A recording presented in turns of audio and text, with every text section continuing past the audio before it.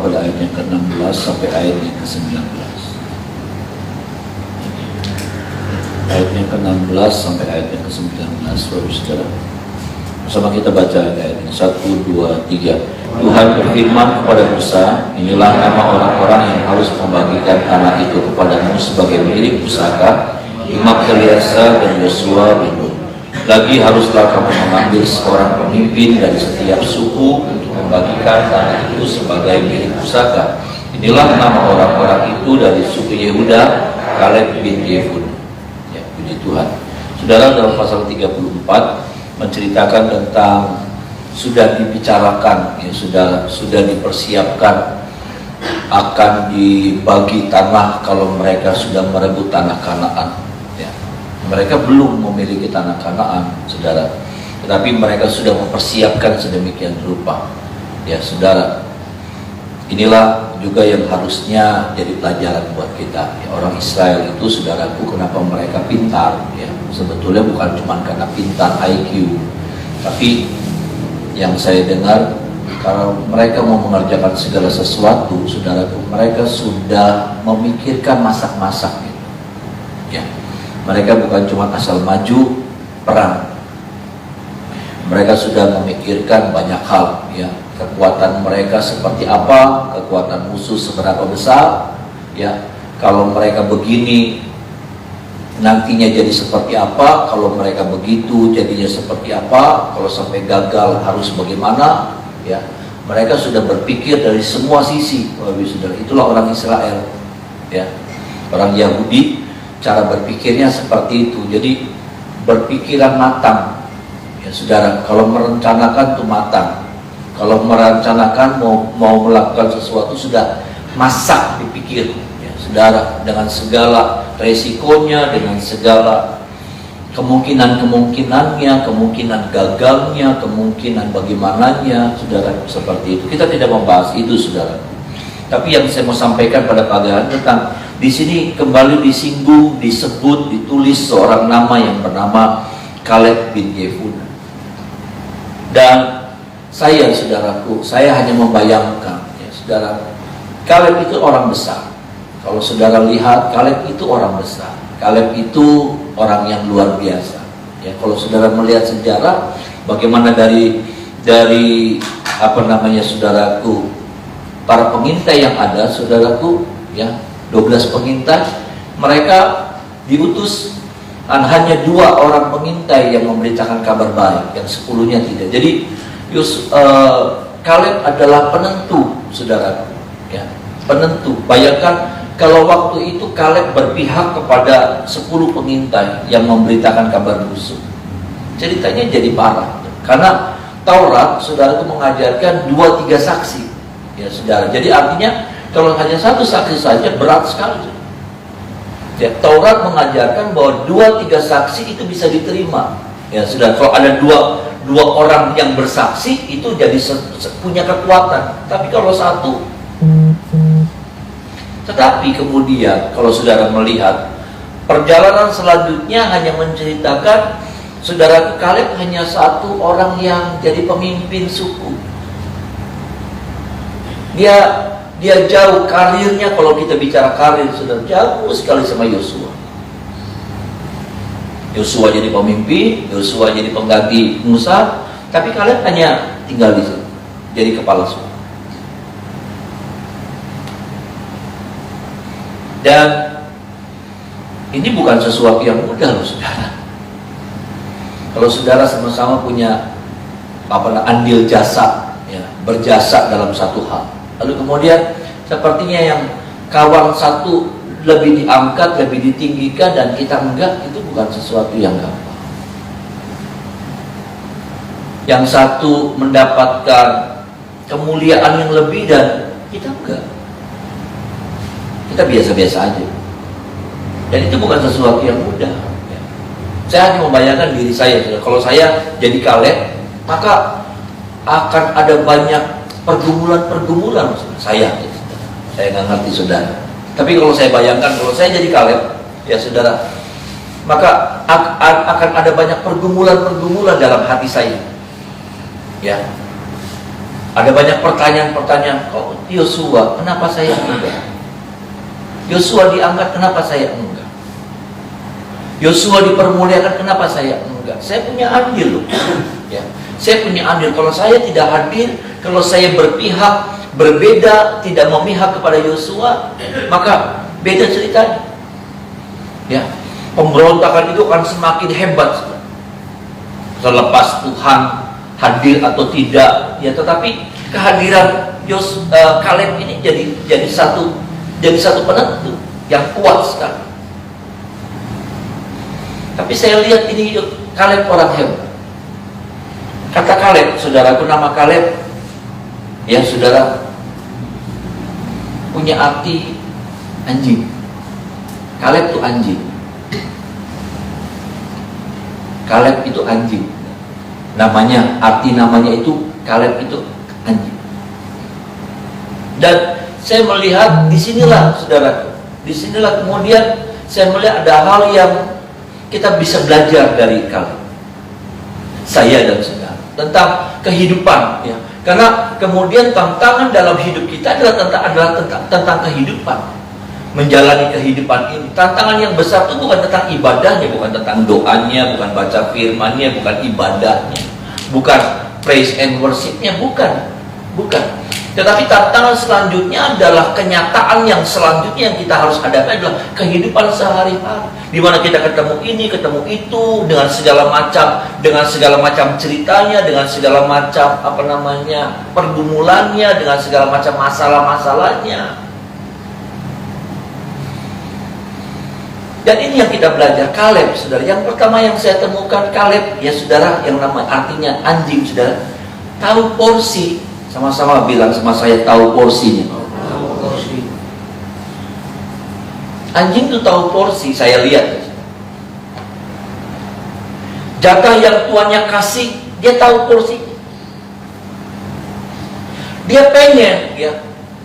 Saya tahu, saudara, karena saya punya anjing. Dia pengen, dia masih minta. Tapi kalau Tuhan yang nggak kasih, memang dia berusaha, tetapi dia nggak maksa, dia nggak kemudian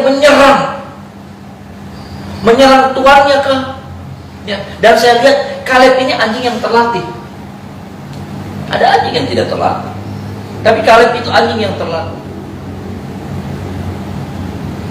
Kalau saudara ingat, ya saudara, perempuan siapa itu, Sirofenisia atau siapa itu, ya. Yang Tuhan bilang roti tidak layak katanya buat anjing. Tapi wanita ini bilang begini, iya anjing, tapi anjing makan roti yang remah-remah, yang roti yang jatuh, remah-remah yang jatuh dari meja Tuhan. Ini anjing. Ketika Tuhan dengar kalimat itu, maaf saudara, saya boleh katakan patah hati Tuhan. Tersentuh hati Tuhan. Tuhan nggak bisa nahan kuasanya. Tuhan nggak bisa nahan saudaraku, kemurahan hatinya. Nggak bisa tahan. Tuhan nggak suka tadinya sama wanita ini.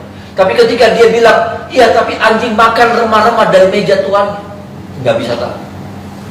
Artinya apa, saudara? Ya, bagaimana wanita ini memposisikan diri seperti anjing.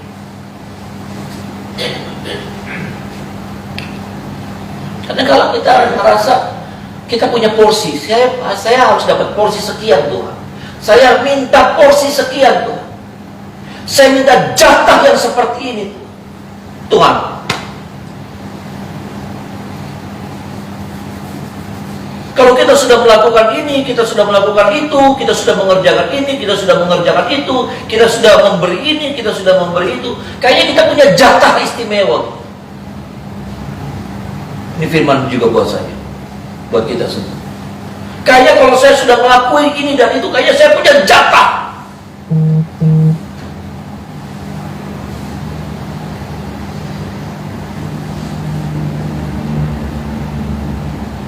Ini saya juga harus dengar firman ini. Dan kalau sampai jatah yang saya inginkan enggak dikasih, marah saya.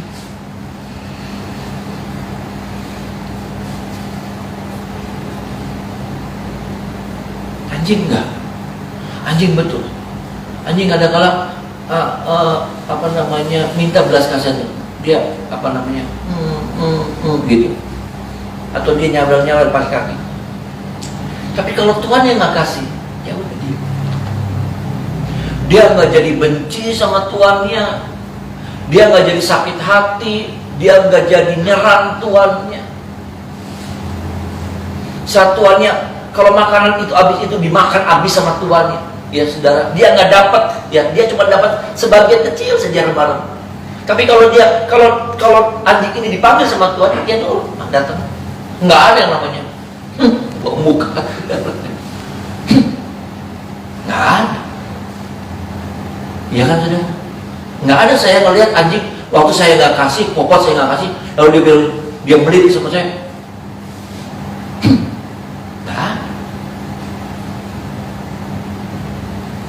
Enggak saudara, kita lagi bicara tentang satu hal yang kadang-kadang ini ketemu sama kita. Apa yang dialami oleh Kaleb itu banyak kali kita ketemu dalam hidup ini. Dan seringkali kita memiliki respon yang salah, kita memiliki sikap yang salah.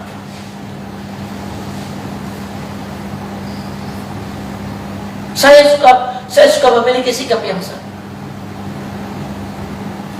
Karena saya sudah melakukan ini dan melakukan itu. Kayaknya harus ada porsi yang istimewa yang Tuhan mesti kasih sama saya.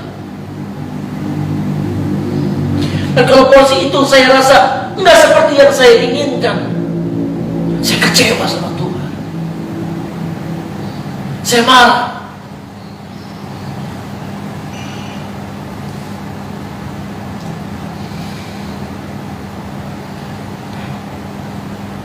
Firman Tuhan mau bilang sama kita pagi ini, ada porsi yang Tuhan sudah sediakan buat saya dan saudara. Ada amin. Ada porsi. Dan biar kita terima itu. Ada yang besar, ada yang kecil.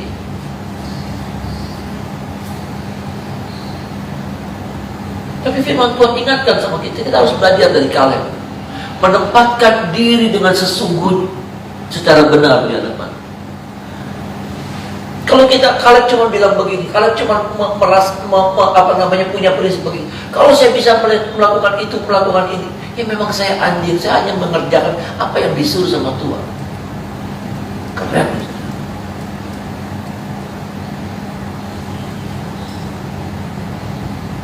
Anjing tuh hebat, ya. Makanya agak nggak cocok gitu buat kata makian anjing. Anjing tuh hormat terhormat buat saya. Jadi agak bangga, cuman konotasinya aja yang nggak enak. Nggak ada makian orang bule, dog, nggak ada. Ya. Apa itu ada anjing? Ada anjing Belgian apa itu? Itu yang kalau loncat, kalau dia tuannya suruh loncat sampai ke situ, naik, nggak ada tangga, naiknya dari situ, teng. Dia nggak ngerjain aja apa yang disuruh sama Tuhan.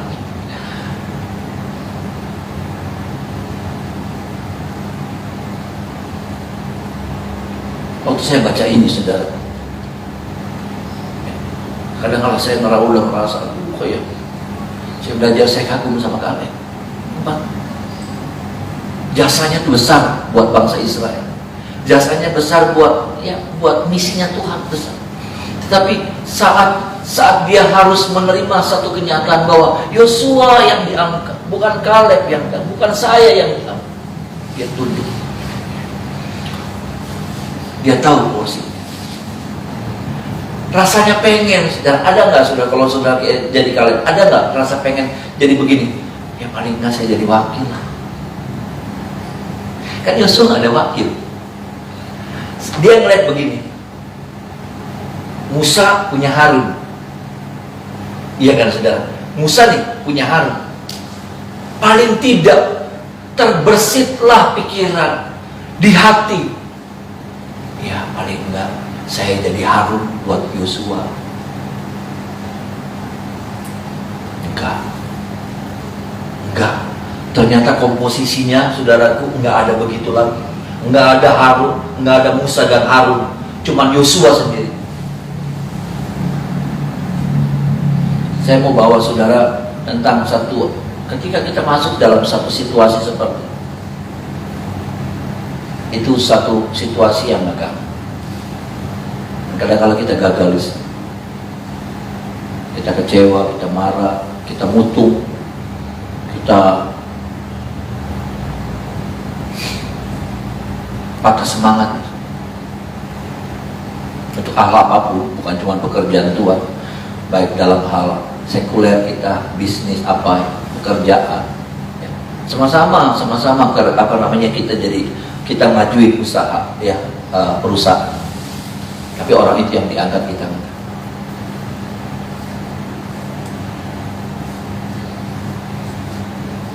Yosua kalian bisa menempatkan diri sesuai dengan seperti yang Tuhan tempatkan dalam diri.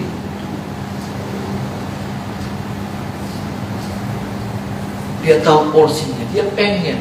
Mungkin dia nyawel-nyawel. Anjing tuh begitu. Ya, mungkin dia nyawel-nyawel. Tapi waktu dia dikasih, ya sudah.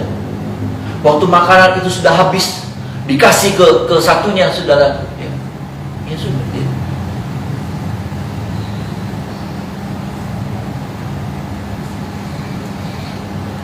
Bagian yang kedua yang saya temukan, saudara, Yosua pasal 14. Ini saudara yang kita juga belajar. Yosua pasal 14.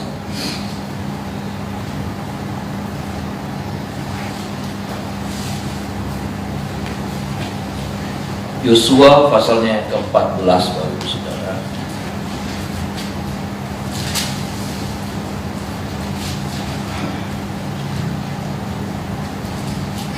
Ayat 6 sampai ayat yang ke-11. Ayat 6 sampai ayat yang ke-11.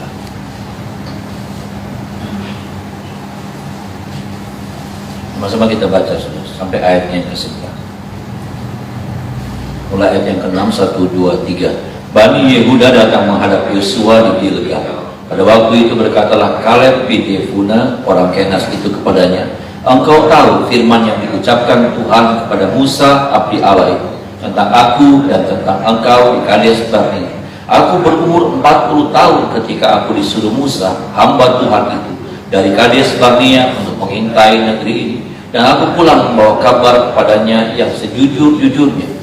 Sedang saudara-saudaraku yang bersama-sama pergi ke sana dengan aku, membuat tawar hati bangsa itu.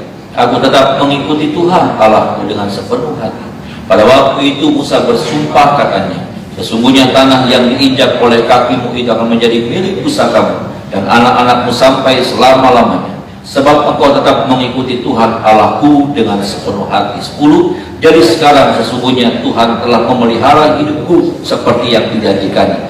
Kini 45 tahun lamanya sejak diucapkan Tuhan firman itu kepada Musa, dan selama itu orang Israel mengembara di padang gurun. Jadi sekarang aku telah berumur 85 tahun aku hari ini. 11. Pada waktu ini aku masih sama kuat seperti pada waktu aku disuruh Musa. Seperti kekuatanku pada waktu itu, demikianlah kekuatanku sekarang untuk berperang. Bayangkan, ini hebat sekali. Kalau saudara tidak membayangkan, saudara, maka kita nggak bisa melihat keistimewaan daripada Kaleb. Dia bilang, waktu itu umurku 40 tahun. Sekarang sudah berlalu waktu 45 tahun. Jadi sekarang usiaku 85 tahun. Tetapi seperti kekuatanku dahulu, hari ini kekuatanku sama seperti dulu. Hebat. Seperti aku mampu berperang waktu umurku 40 tahun, sampai hari ini aku masih mampu berperang di usiaku 85 tahun. Ini bukan cuma kata-kata loh. Ini bukan cuma kata-kata. Tapi yang saya mau bilang di sini, saudaraku, Kaleb, ya saudara, dia berjuang, dia berusaha untuk memelihara kekuatan. Sama-sama bilang sama saya, memelihara kekuatan. Sama-sama bilang sama saya, memelihara kekuatan. Ini yang agak gampang. Ini yang agak gampang. Kita anggap sesuatu yang normal, dan memang sepertinya normal, saudara. Kalau sudah tanya 40 tahun, setelah 45 tahun jadi lesu, jadi loyo, jadi nggak berdaya, normal nggak menurut saudara? Normal. Tapi ini sesuatu yang tidak normal memang. Tetapi bukankah kita juga harus menjadi orang-orang yang tidak boleh di garis rata-rata? Kita harus ada di atas rata-rata. Ada amin tidak? Kita harus ada di atas rata-rata. Kita nggak boleh ada di garis rata-rata atau bahkan di bawah rata-rata. Nah, kita anggap kalau kita berpikiran yang normal, maka itu artinya apa? Kita ada di garis rata-rata. Orang dunia akhirnya begini. Orang dunia ngalamin seperti itu, kita ngalamin seperti itu. Kenapa? Di atas, di garis rata-rata, di garis umum, di garis normal, tapi memang seperti ini. Dan dunia memakai ini nih, saudara, memakai patokannya ini garis ini. Kalau ini garis normal itu. Sedangkan sesungguhnya firman mengajar kita harus hidup di atas garis normal. Bisa bilang amin, saudara? Firman yang saudara terima dan saya terima tiap-tiap hari itu mengajar kita, mendorong kita supaya apa, saudara? Supaya hidup kita di atas garis normal. Supaya apa? Ketika goncangan itu terjadi, katanya, karena firman Tuhan berkata begini, akan terjadi goncangan, tetapi orang-orang di dalam Tuhan tetap terlindungi. Bisa bilang amin, saudara? Kalau kita ada di garis normal, maka apa yang terjadi di garis normal ini akan mempengaruhi kita.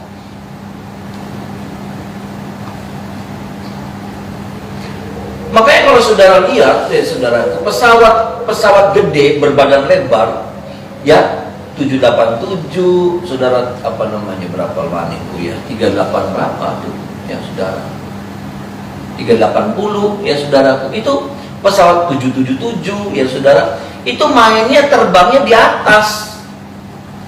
Beda sama 730, beda sama Airbus 320 yang jarak antara Jakarta Bali, Jakarta Medan, saudara, 320 pakai. Ya. Itu memang di bawah, saudara. Tapi kalau pesawat gede itu sudah mainnya di atas.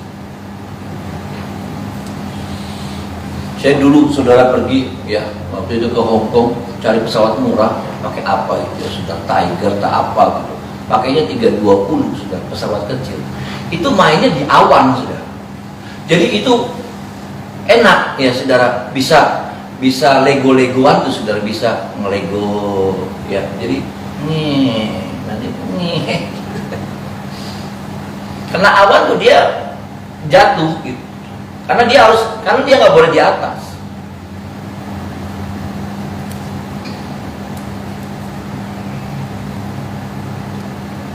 Nah, kalau kita ada di ini, saudara, nanti kita banyak ketemu sama yang begitu. Kita di sini nih banyak awan.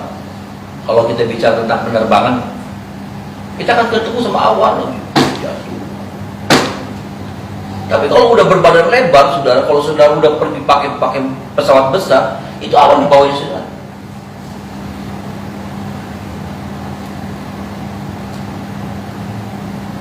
Nah, kita mainnya, kita suka udah bagus ini juga yang namanya umum, dunia pakai ini ya udah gitu.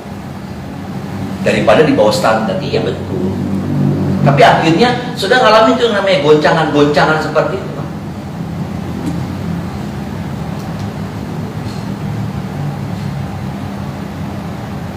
Jadi saudara, kalian menjaga kekuatan, dan ini nggak gampang menjaga kekuatan.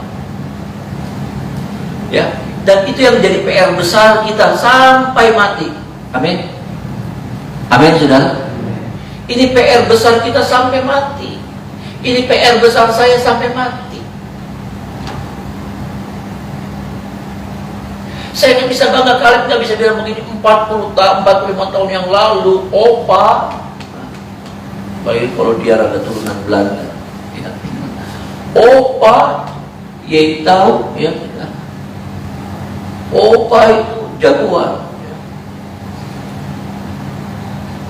Dia nggak bisa bangga sama 45 tahun yang lalu. Hari ini seperti apa iman kita? Hari ini seperti apa iman saya? Hari ini seperti apa hubungan saya sama Tuhan? Ya betul, waktu saya masuk sekolah Alkitab, waduh ampun. Tapi hari ini seperti apa hubungan saya sama Tuhan? Seperti apa penyerahan hidup saya sama Tuhan? Hari ini.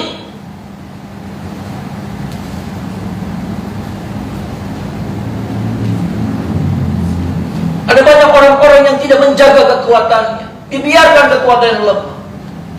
Dibiarkan kekuatan yang menurun. Kekuatan ini bicara apa? Tentang iman. Tentang penyerahan hidup. Tentang banyak hal. Ini bicara tentang kekuatan. Kita bangga sama-sama. Oh, iman dulu. Wah, pegang, sembuh. Tumpang tangan, waras. Tapi hari ini seperti apa iman kita? Adakah kita masih punya iman seperti dulu? Adakah kita masih punya penyerahan seperti dulu? Adakah kita masih memiliki hubungan sama Tuhan seperti dulu? Ketaatan seperti dulu? Ataukah semua sudah berubah? Kenapa? Karena masalahnya karena kita tidak menjaga.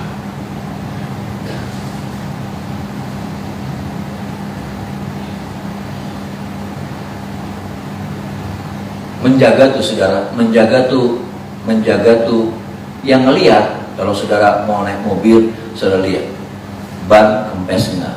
Kadang kalau kita cuma pakai asal pakai, Pak. Menjaga itu apa? Kontrol apa? Air wiper. Air wiper, apalagi lagi musim hujan begini, air wiper itu ada enggak? Kan jadi masalah kalau enggak ada. Kalau hujannya banyak, deras enggak apa-apa. Tapi kalau hujannya gerimis, kotor, jadi menghalangi. Yuk kita lihat, kita kontrol, kita evaluasi, saudara. Kita ngaca tentang diri kita, rohani kita seperti apa. Adakah kita masih jaga? Ataukah untuk urusan tubuh kita jaga baik-baik? Tapi kalau urusan iman kita nggak jaga. Kalau urusan tubuh jaga, vitamin, olahraga, ya. Dari vitamin A sampai kalau ada vitamin Z kita makan, kita beli vitamin Z. Karena beli vitamin Z.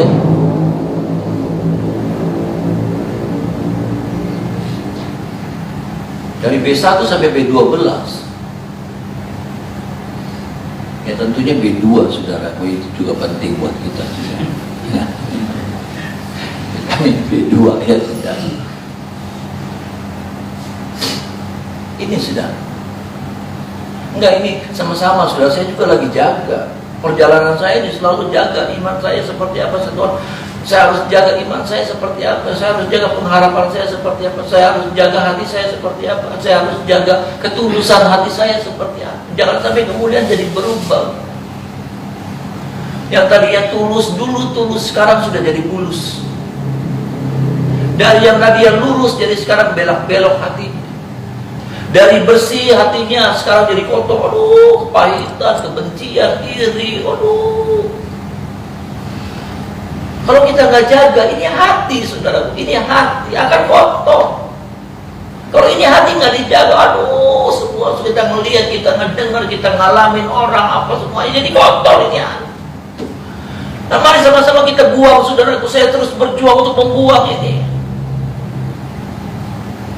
Bukan nggak bisa nyalain orang-orang di sekitar kita kalau hati kita kotor. Kita yang salah. Kenapa? Karena kita tidak pernah menjaga hati kita.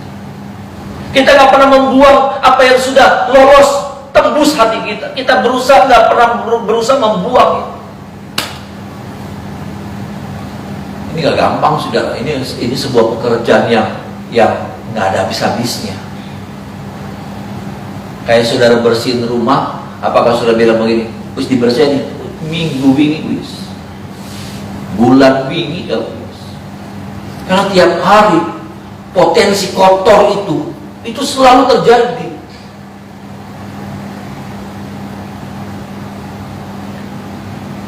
Ini kita, firman Tuhan sedang menegur kita. Firman Tuhan lagi ngingetin kita semua, termasuk saya. Adakah kita sedang menjaga hari-hari? Kita jaga yang lainnya, tapi iman kita, kekuatan kita seringkali kita nggak jaga. Kita jaga keluarga kita, anak-anak kita, mantu kita, cucu kita, semuanya kita jaga. Bisnis kita jaga, pekerjaan kita jaga, kita kontrol. Anak yang ada di mana jaga, perusahaan, bisnis apa kita jaga. Tapi maaf saudara, ada satu hal yang penting juga, bahkan ini di atas semuanya, yang harus kita jaga. Apa itu? Iman kita, pengharapan kita, hati. Jangan sampai kita nggak pernah lihat, ternyata sudah penuh dengan sampah, kebencian, aduh macam-macam.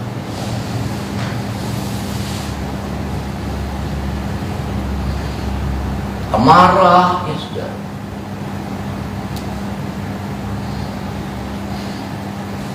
Mimpin sinode itu lebih sulit daripada mimpin jemaat. Ya. Yang saya ketemu ini pemimpin-pemimpin juga sih sudah. Ya.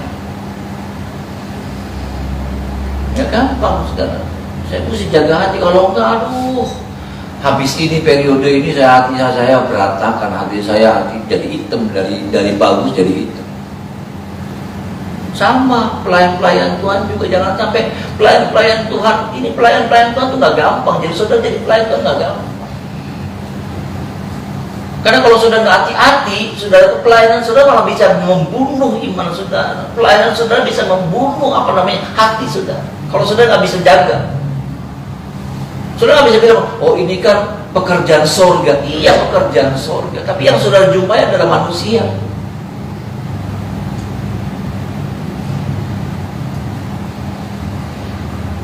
Tolong kita ya saudara. Ya, saya hanya minta pertolongan Tuhan saja, karena kita nggak bisa, saudara. Nggak bisa. Ya.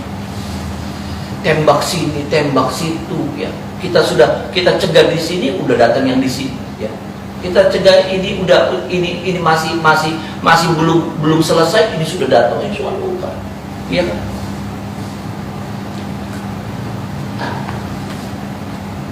Tapi Tuhan ada bersama dengan kita, saya percaya. Dia akan terus memampukan saya dan saudara. Ya. Kuncinya cuma satu, waktu kita ngadepin itu, kita minta sama Tuhan kekuatan itu. Nah, ini yang disebut dengan grace. Ini yang disebut dengan anugerah. Kita nggak mampu, nanti Tuhan yang mampukan saya dan saudara. Bukan dia menyingkirkan ya saudara, bukan. Ya ada saatnya mungkin dia singkirkan, tapi ada saatnya dia biarkan itu ada, tetap di depan kita. Tetapi dia nggak nyingkirin, tetapi apa? Dia kasih kekuatan lebih buat saya dan saudara, berkali-kali lipat.